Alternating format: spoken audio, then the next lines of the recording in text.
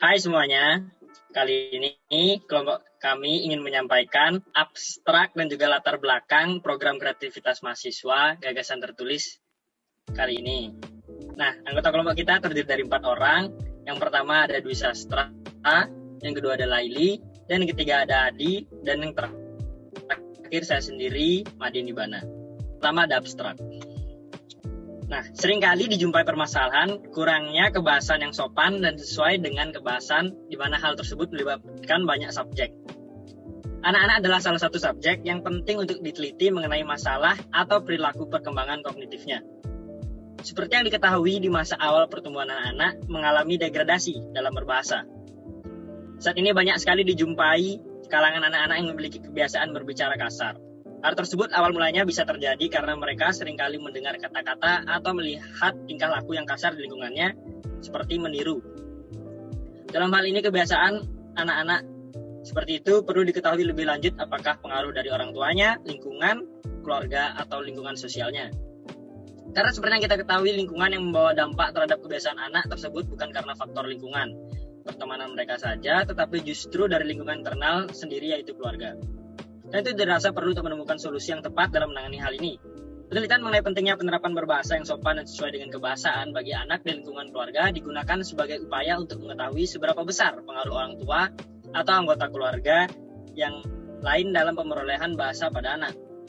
Karena banyak terdapat kasus mengenai kebiasaan anak yang mengucapkan kata-kata kasar yang tidak sewajarnya, maka itu menjadi abstrak kelompok kami. Yang kedua adalah latar belakang. Ini banyak sekali dijumpai kalangan anak-anak yang memiliki kebiasaan berbicara kasar.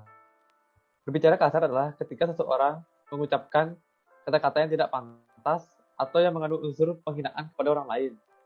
Tanpa disadari, hal ini akan berdampak negatif pada mereka sendiri dan orang sekitar. Di mana pada fase anak-anak, kita belajar berkomunikasi, bersosialisasi, dan belajar kata-kata baru dengan orang-orang sekitar. Pengaruh yang diakibatkan dari kata-kata kasar sesungguhnya amat besar bagi perkembangan jiwa seseorang. Karena seperti itu yang kita ketahui, anak usia persekolahan sangat berhubungan dengan perilaku meniru. Next. Terkadang beberapa anak terbiasa berkata kasar bukan karena faktor lingkungan tempat mereka bermain, tetapi justru datang dari keluarga sendiri. Kemungkinan anak-anak tersebut memiliki orang tua yang juga hobi berbicara kasar, bahkan saat di depan anaknya. Perilaku orang tuanya inilah yang ditiru oleh anak. Oleh karena itu, dirasa perlu untuk menemukan solusi yang tepat dalam menangani hal ini. Penelitian mengenai pentingnya penerapan berbahasa yang sopan dan sesuai dengan kebahasaan bagi anak di lingkungan keluarga bertujuan untuk mengajarkan anak-anak untuk tidak berkata kasar sejak dini, sehingga ketika remaja hingga dewasa nanti mereka akan memiliki etika dan perilaku yang baik. Perancangan ini juga menghimbau kepada masyarakat, terutama orang tua dan guru, bahwa kebiasaan berbicara kasar harus dihentikan sejak dini. Dengan banyaknya permasalahan sosial seperti kenakalan anak, maka penelitian ini dirasa penting untuk membantu meminimalisir permasalahan itu.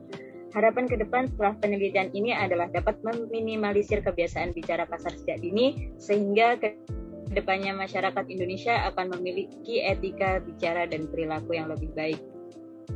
Alasan kami mengangkat judul pentingnya penerapan berbahasa yang sopan dan sesuai dengan kebahasaan bagi anak di lingkungan keluarga karena topik ini sangat penting untuk dibahas, di mana anak-anak Indonesia merupakan calon penerus bangsa Indonesia dan mereka merupakan generasi muda yang akan melambangkan negara ini.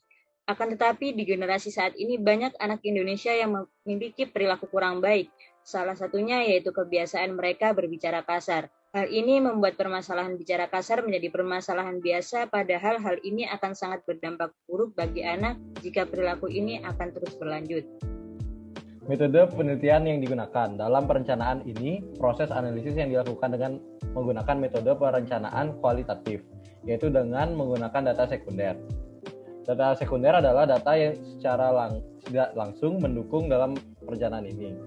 Data ini diperoleh dari buku, internet, dan media massa. Pertama yaitu penelitian pustaka mengambil dari buku referensi yang memuat topik yang sesuai dengan kepentingan perencanaan PKM sebagai landasan teori. Sumber dapat diperoleh melalui surat kabar, majalah, jurnal, dan sebagainya. Kedua, melalui internet kita bisa mendapatkan data-data terkait yang tidak dapat kita peroleh secara langsung, serta berbagai artikel yang terkait dengan permasalahan tersebut. Ketiga, media massa yang didapat dari surat kabar, radio, TV, dan sebagainya. Metode analisa data yang digunakan yaitu metode analisa data kualitatif dan 5W1H untuk menganalisa akar permasalahan lebih dalam dan mengetahui lebih dalam penyebab permasalahannya. Next.